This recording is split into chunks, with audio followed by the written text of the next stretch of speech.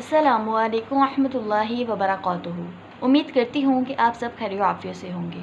जैसा कि मैंने आपको अपनी पिछली वीडियो में बताया था कि मैं आपको अपनी अगली वीडियो में बताऊंगी कि हम आखिरत जो है कैसे संवार सकते हैं, कैसे जन्नत जो है हमें जन्नत मिल जाएगी, अल्लाह रब्बुल इज़्ज़त हमें जन्नत में दाखिल करेंगे, हम जन्नत हासिल कर सकते हैं। उसके लिए कौन से अमाल करने होंगे, ऐसे कौन से इम्तिहान हमने पास करने होंगे जो हमें जो है जन्नत में ले जाएंगे। इसकी छोटी सी मिसाल ये ले लीजिए कि अगर आजकल जैसे बच्चों के इम्तिहान होते हैं, उसके भी दो हिस्से होते हैं, एक सालाना और एक जो है दरमियान वाला हिस्सा होता है। अगर बच्चों ने वो दोनों हिस्से पास कर लिए तो फिर उनको अगली क्लास में जो है दाखिला मिल जाता है। यही हाल हमारा है कि हमारे भी जो है दो इम्तिहान गाह हैं, समझ लीजिए। एक कब्र है और दूसरा क़यामत है, जब हम अल्लाह रब्बुल इज़्ज़त के सामने हाजिर होंगे। अगर हमने वो दोनों इम्तिहान गाहों में जो है अपने दिए हुए जो हमें वहाँ पे सवाल पूछे जाएंगे उनके सही सही जवाब दे दिए तो फिर हमें जन्नत मिल जाएगी, इनाम के तौर पर हमें जन्नत में दाखिल कर दिया जाएगा। अब वो कौन से सवाल होंगे जो हमसे पूछे जाएंगे, क्या हम उनके सवालों के जवाब सही दे सकेंगे, वो मैं आपको अपनी इस वीडियो में बताती हूँ। सबसे पहले समझ लीजिए, हमारा जो पहला इम्तिहान होगा वो हमारी कब्र होगी।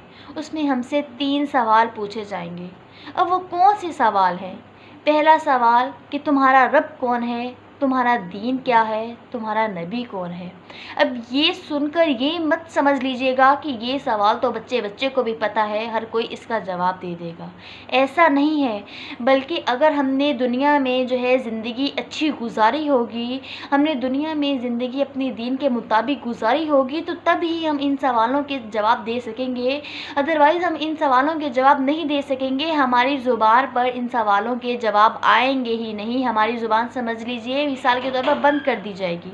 अब वो कैसे कि अगर एक औरत जो है बेपर्दा बाहर घूमेगी, जो है वो पर्दा नहीं करेगी, तो वो इस सवाल का कैसे जवाब दे सकेगी कि तुम्हारा नबी कौन है। वो कैसे कहेगी कि मेरे नबी जो है हज़रत मोहम्मद सल्लल्लाहु अलैहि वसल्लम है, जबकि उसने जो है आप सल्लल्लाहु अलैहि वसल्लम की सुन्नतों पर अमल नहीं किया होगा, उसके मुताबिक जो है अपनी ज़िंदगी नहीं ढाली होगी, तो कैसे वो इस सवालों के जवाब दे सकेगी। तो इस बात का मकसद ये है कि हमें चाहिए कि हम ज़्यादा से ज़्यादा अपनी ज़िंदगी को सुन्नत के मुताबिक ढालें, ताकि हम इन सवालों का जवाब देकर इनाम के तौर पर जन्नत हासिल कर सकें, हमें जन्नत मिल सके।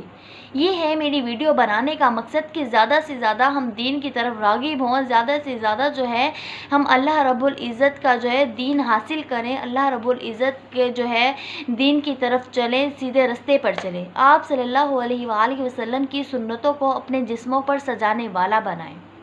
मुझे उम्मीद है कि आपको मेरी वीडियो पसंद आई है। अगर आपको मेरी वीडियो पसंद आई है तो आप मेरी वीडियो को लाइक करके मेरे चैनल को सब्सक्राइब कर दीजिए। शुक्रिया।